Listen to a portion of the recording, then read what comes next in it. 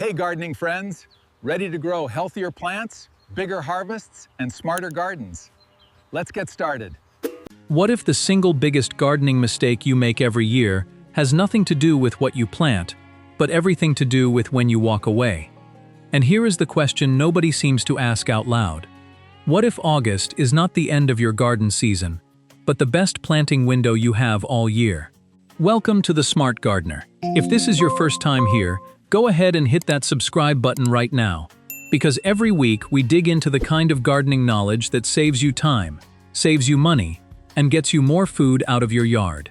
Here is what most gardeners get completely wrong. When August rolls around and the summer heat is still hanging in the air, the instinct is to start winding down, pulling up spent plants, and calling it a season. But the most experienced growers across America are doing the exact opposite. They are quietly planting a second round of crops, and those fall harvests are often sweeter, more tender, and more rewarding than anything they grew all spring.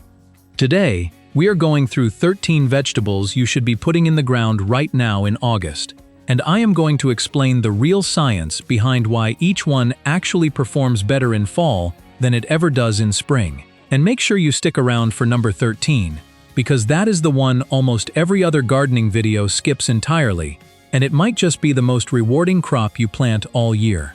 Let's get into the list, starting with the one that delivers the fastest payoff in the entire garden. Number 1 is radishes. If you have ever grown them in spring and ended up with something hollow, brutally spicy, or cracked open before you could pull them, the reason is simple.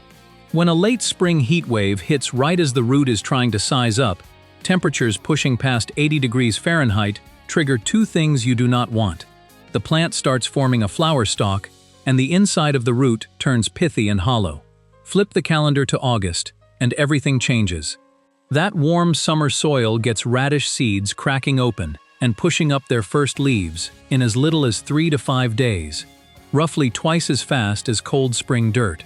And right as the root starts to swell, the weather is cooling down instead of heating up, which means your radishes finish in crisp fall air, staying mild, juicy, and snappy. Some varieties are ready in as little as 25 days.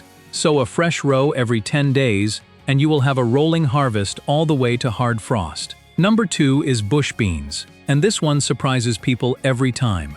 Bean seeds absolutely hate cold, wet soil. When you rush them into the ground in early spring, that cold, damp dirt causes seeds to rot before they ever sprout, which is why so many spring bean rows end up thin and patchy. In August, the soil is warm all the way through, and that is exactly what a bean seed is waiting for. They will germinate powerfully, often pushing through the surface in under a week with almost no losses. Fast-maturing bush varieties give you a full flush of tender, snappy pods in around 50 to 55 days.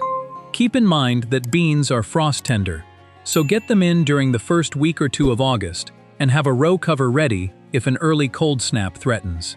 Number 3 is spinach, and this is where the science gets genuinely fascinating. Spinach has a built-in biological clock that measures daylight. Once days stretch past roughly 14 hours, the plant reads that as a warning signal and bolts straight to seed almost overnight. Heat above 75 degrees Fahrenheit pushes that response even faster. That is why spring spinach betrays you every single year, no matter how carefully you tend it. Plant in August, though, and the equation reverses completely.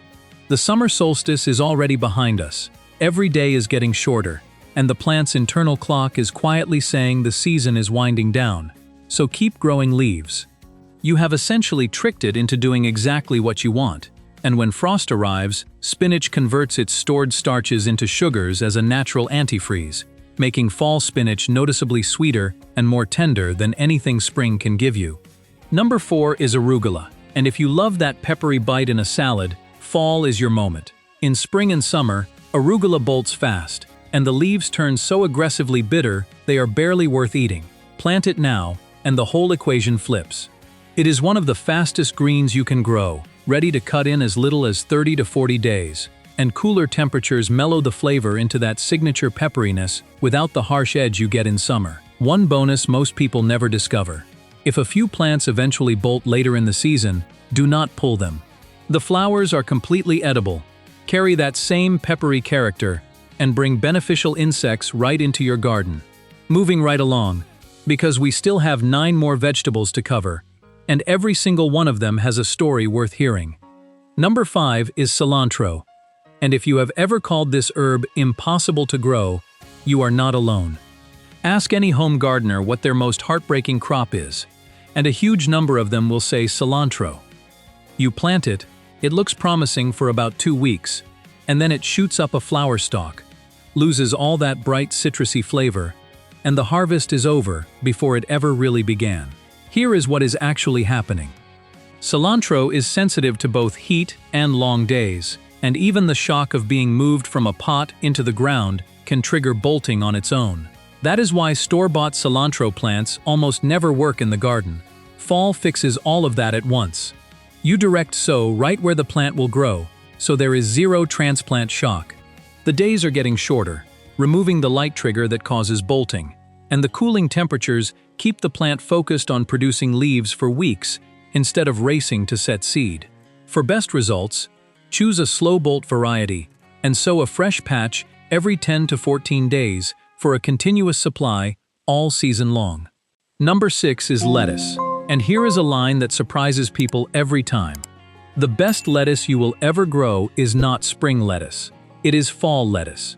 Heat does 2 damaging things to lettuce at once. It turns the leaves bitter, and it pushes the plant to bolt. August planting gives you the perfect combination. Warm soil to germinate the seeds quickly, then cool fall weather to grow them out into something sweet and tender. Leaf varieties can be ready in as little as 30 days, and harvesting the outer leaves lets a single plant keep producing for weeks. One important detail, if your soil is above 80 degrees Fahrenheit, lettuce seeds can go dormant and refuse to sprout. Plant in a spot with some afternoon shade, or simply wait until the final week of August when temperatures begin to ease. Number 7 is kale. And fall is when kale truly earns its reputation. When temperatures drop, kale breaks down its stored carbohydrates into simple sugars like sucrose and fructose.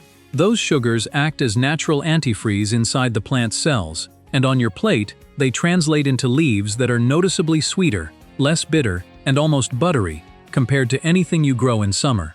A frost does not damage kale. It transforms it. Get it in the ground from mid-August into early September. Harvest the outer leaves regularly, and you can pull fresh kale well into winter in most parts of the country. Number 8 is turnips, and this one is one of the most underrated vegetables you can plant right now. When you put turnips in the ground in August, you are not planting one crop, you are planting 2. The leafy tops are a fantastic cooked green, and across the American South, plenty of experienced cooks would tell you the greens are the whole point. The roots, meanwhile, go through that same cold sweetening process we have talked about throughout this video, losing their harsh edge and developing a mellow, almost sweet flavor that a spring turnip grown in warming soil simply never reaches. Many varieties are ready to harvest in 30 to 60 days, which is easily quick enough to beat the first hard frost. Sow directly into loose soil, thin the seedlings for good root development, start snipping baby greens early, and pull the roots whenever they reach the size you like. We are past the halfway point now, and the crops coming up next are the ones that will genuinely change the way you think about fall gardening. Because this is not just about growing vegetables. It is about understanding how cold temperatures actually make your food taste better, right in the ground, before you ever bring it to the kitchen. Number 9 is beets, and if you have only ever eaten beets from a can or a grocery store bag, a homegrown fall beet is going to be a completely different experience. Like turnips, beets give you a full double harvest from a single planting. The roots are the earthy, rich classic, and the greens are just as edible and delicious, cooking up very much like Swiss chard, which happens to be a close botanical cousin. August soil gets them germinating fast and strong. Then, as frost sets in, beets ramp up sugar production to protect those roots from freezing. And that extra sugar smooths out the earthy flavor entirely, leaving you with roots that are sweeter and far more crave-worthy than anything grown in warm weather. 2 pro tips make a real difference. Thin your seedlings to about 3 to 4 inches apart, since each seed is actually a cluster, and soak the seeds for a few hours before planting to speed germination. Once the first frost hits, Wait at least 2 to 4 weeks before pulling them, and let the cold finish its flavor work. Number 10 is Swiss chard. And if I had to pick just one plant from this entire list, this would be it. Swiss chard is the rare vegetable that bridges 2 seasons at once. It handles late summer heat better than almost any other leafy green, and then it keeps right on producing as temperatures drop through fall. In milder regions, it can even push through winter and come back with fresh growth the following spring, making it the longest-lasting harvest on this list. It is a true cut-and-come-again plant. Snip the outer leaves, and the center keeps generating new growth for months with almost no extra effort. Rainbow varieties also come with stems in red, yellow, pink, orange, and white, making it honestly beautiful enough to plant in a flower bed. Number 11 is carrots, and I want to be direct about this. A homegrown fall carrot is not the same vegetable as what comes out of a grocery store bag. During the day, carrot roots build up starch reserves through photosynthesis. When cold nights arrive, those starches convert into simple sugars, specifically glucose, fructose, and sucrose, which lower the freezing point inside the plant and protect it from frost damage. The colder the nights get, within reason, the more intense that conversion becomes. Carrots harvested after several frosty nights can taste so sweet they almost seem like they have been cooked in syrup. Since carrots need 60 to 75 days to mature, lean toward shorter varieties when planting in August. Keep the seedbed consistently moist during germination, because carrot seeds are unforgiving about drought at that stage. And in milder climates, you can leave carrots right in the ground through winter and pull them fresh as needed, each one sweeter than the last. Number 12 is bok choy, and this is the vegetable on this list that most American home gardeners have never tried but absolutely should. It is a crisp, mild Asian green that shines in stir-fries, soups, and fresh salads. Like the other cool season crops we have covered, spring planting is a losing battle. Heat and long days push it to bolt before you get a meaningful harvest. August planting flips that entirely. Warm soil sprouts the seeds quickly, and the cooling, shortening days of fall are precisely the conditions bok choy is built for, allowing it to form those plump, crunchy white stalks and tender dark green leaves it is known for.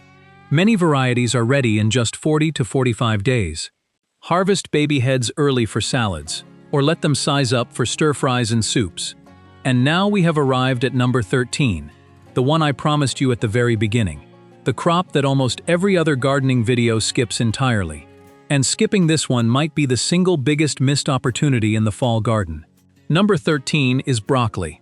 Most gardeners think of it as a spring crop and leave it at that. But here is what actually happens in spring. When daytime temperatures push above 86 degrees Fahrenheit, or nighttime temperatures stay above 77 degrees Fahrenheit, broccoli physically cannot form a proper head. The florets loosen and open prematurely, and instead of that tight, dense dome you are after, you end up with a loose, bitter cluster that is not worth eating.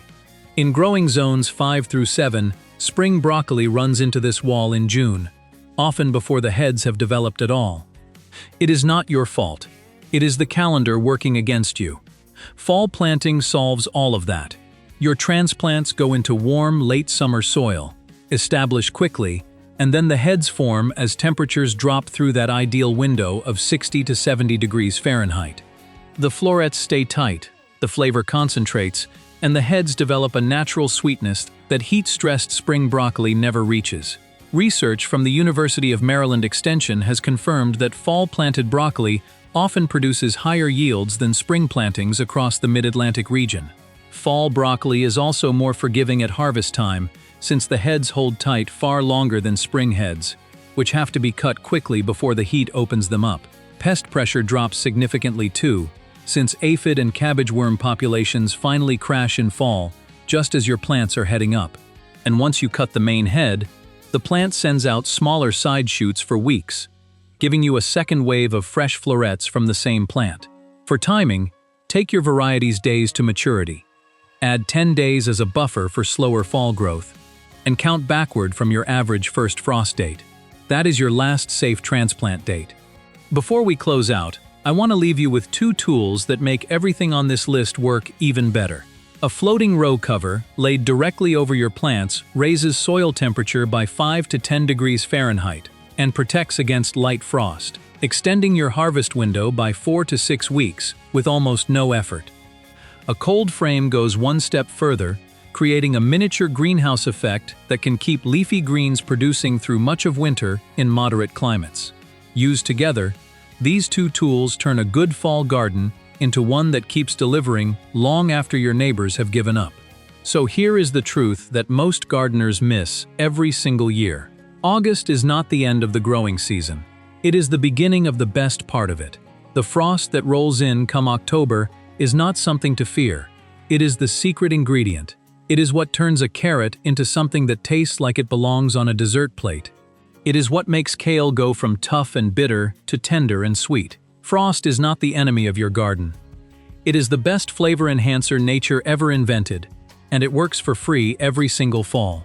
So before you hang up your gloves, get out there this week and put something in the ground. Which one of these 13 are you planting first? Drop it in the comments below. I read every single one. And if you found this useful, make sure you are subscribed to The Smart Gardener so you do not miss what is coming next. We will see you in the next one.